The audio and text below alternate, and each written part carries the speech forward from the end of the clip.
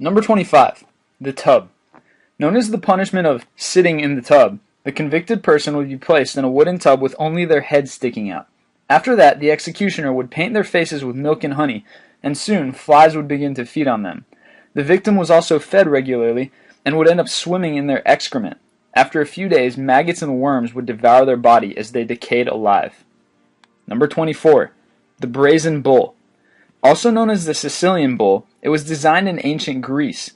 A solid piece of brass was cast with a door on the side that could be opened and latched. The victim would be placed inside the bull and a fire set underneath it until the metal became literally yellow as it was heated.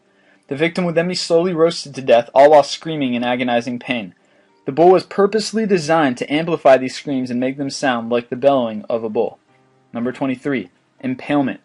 Given his name, it should come as no surprise that this was the most favored method of execution by Vlad the Impaler.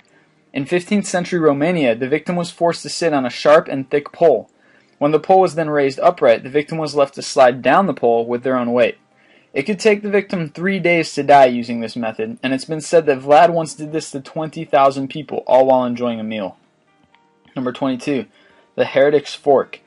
This torture device consisted of a metal piece with two opposed bi-pronged forks attached to a belt or strap. One end of the device was pushed under the chin, the other to the sternum, and the strap was used to secure the victim's neck to the tool while the victim hung from the ceiling or was somehow suspended so they couldn't sleep.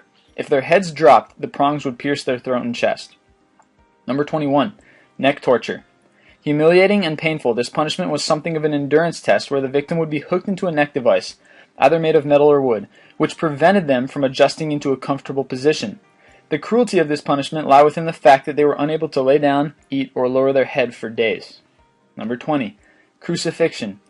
Principally practiced in antiquity, though it remains practiced in some countries today, it's one of the most well-known execution methods due to the crucifixion of Jesus Christ. It's a deliberately slow and painful execution where the condemned person is tied or nailed to a large wooden cross and left to hang until they die, which usually takes days. Number 19. The Judas Cradle. Closely related to impalement, this gruesome punishment entailed having the victim sit on the pyramid-shaped cradle, after which they would be forced down on it by ropes with the intent of stretching the victim's orifice over a long period of time, and thus slowly impaling them. To add to the overall humiliation, the victim was usually naked and the device was rarely washed. So, if the torture didn't kill you, the infection contracted from it would. Number 18. A lead sprinkler. Usually filled with molten lead, tar, boiling water, or boiling oil, it was used to torture victims by dripping the contents onto their stomach or other body parts like the eyes. Using this device, the torturer would proceed to pour molten silver on the victim's eyes, which resulted in agonizing pain and eventual death. Number 17. The Iron Maiden. This torture device consisted of an iron cabinet with a hinged front and spike-covered interior, sufficient enough to enclose a human being. Once inside its conical frame, the victim would be unable to move due to the great number of steel spikes impaling them from every direction. Number 16. Coffin Torture. The most preferred torture technique in the Middle Ages was known as coffin torture. This method involved placing the victim inside a metal cage roughly the size of the human body, hence the name. The torturers also forced overweight victims into smaller cages to heighten their discomfort as they hung from a tree or gallows. Generally, they would be left there until the crows came to feed on their remains. Number 15. A thumbscrew. Though there are many variations of this torture device, the thumbscrew, or pillywinks, all function the same. They were designed to slowly crush not only the fingers and toes, but larger devices were also used to crush knees and elbows. In fact, there was one that was even designed to crush heads. Its primary intention, however, was to extract confessions from victims, and it was first used in medieval times. Number 14. Rope torture. A rope is the easiest to use of all the torture devices since it's easy to find and can easily be fashioned to inflict a number of terrible retributions. For example, it could be used to tie the victim to a tree, leaving the victim exposed with no way of defending himself. It could be used to hang victims at the gallows for entertainment purposes, and it could be fashioned to restrain the victim's limbs while attaching the other end to horses who would then be made to run, consequently severing their limbs. Number 13. The Guillotine.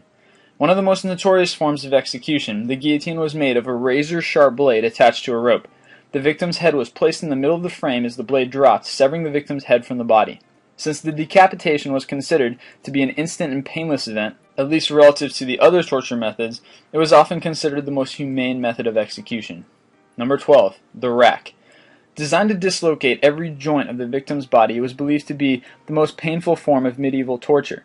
This torture device was made out of a wooden frame with 2 ropes fixed to the bottom and the other tied to the handle on top. Once the victim was bound and placed on top of the rack, the torturer would proceed to turn the handle. Eventually, the victim would be stretched till his limbs were dislocated. The torturers, however, just to make sure those limbs were indeed dislocated, would continue to turn the wheel until the limbs were completely torn off the victim's body. Number 11. The tongue tearer. Looking like an oversized pair of scissors, it could effortlessly cut the victim's tongue. Their mouth would be forced open with a device called a mouth opener, and then the iron tongue tearer would twitch the tongue with its rough grippers. Once a firm hold was maintained, the screw would be firmly tightened and the victim's tongue would be roughly torn out. Number 10. Rat torture. Being in an enclosure with rats is torture enough, but apparently that's not enough for medieval times. One of the most sadistic of all torture techniques involved having a cage with one open side strapped against the victim's body. It would then be filled with large rodents and a heating element which would be placed on the other side of the cage. The rodents' natural instinct led them to flee the intense heat. In order to escape, they would burrow through the victim's body with fatal results. Number 9. The chair of torture. Also known as the Judas chair, it was a terrible, intimidating torture device that was added to dungeons in the Middle Ages. Used until the 1800s in Europe, this chair was layered with 500 to 1500 spikes on every surface, with tight straps to retain its victims. Made of iron, it can also contain spaces for heating elements beneath the seat. It was often used to scare people into giving confessions as they watched others being tortured on the device. Number 8. Cement shoes. The cement shoes were introduced by the American Mafia when they executed enemies, traitors, and spies by placing their feet inside cinder blocks and then filling them up with wet cement. Once it dried, the victim would be thrown alive into a river or other deep body of water. Number 7. The breast ripper. Though women were subject to many of the torture techniques on this page, this is one that was specifically designed for them. Used to cause major blood loss, the claws, which were often red hot, would be placed on the exposed chest as the spikes penetrated beneath the skin. It would then be pulled or jerked, causing large chunks of flesh to come off with it.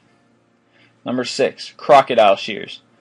Often used to mutilate those who would attempt to assassinate the king, this iron pincer was heated red hot before being used to clamp down on the victim's appendages and tear them off from their bodies. Number 5. Republican marriage. Besides the guillotine and burning at the stake, this act of torture was employed by Jean-Baptiste Carrier during the French Revolution. It involved binding naked males and females together and then throwing them into icy waters to drown.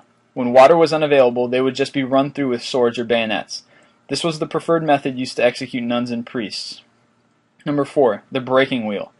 Also known as the Catherine wheel, this is a torture device used to slowly kill the victim. First, the victim's limbs were tied to the spokes of a large wooden wheel, which would then be slowly revolved as the torturer simultaneously smashed the victim's limbs with an iron hammer to break them in numerous places. As the bones were broken, the victim would be left on the wheel to die, or could be placed on top of a tall pole so the birds could feed on their flesh while still alive. This was slow, indeed, since it could have taken days before the victims would die from dehydration. Sometimes, blows of mercy were employed by ordering the executioner to deal a fatal blow on the victim's chest and stomach to end their agony. Number 3. The Spanish donkey. One of the torture devices during the Spanish Inquisition, this is probably one of the most gruesome of them all.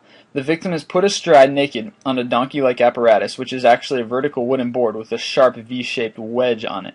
After that, the torturer would add varying weights to the victim's feet until finally the wedge sliced through the victim's body. Number 2. Saw torture. In this method, the victim is hung upside down so that the blood will rush to their heads and keep them conscious during the long torture. The torturer would then saw through the victims' bodies until they were completely in half. Most were cut up only in their abdomens to prolong their agony. Number 1. Hanged, drawn, and quartered. During medieval times, the penalty for high treason in England was to be hanged, drawn, and quartered in public, and though it was abolished in 1814, it's been responsible for the death of thousands of people. In this torture technique, the victim is dragged in a wooden frame called a hurdle to the place of execution. They would then be hanged by the neck for a short period of time until their near death, followed by disembowelment and castration, where their entrails and genitalia are burned in front of them. The victim would then be divided into 4 separate parts and beheaded.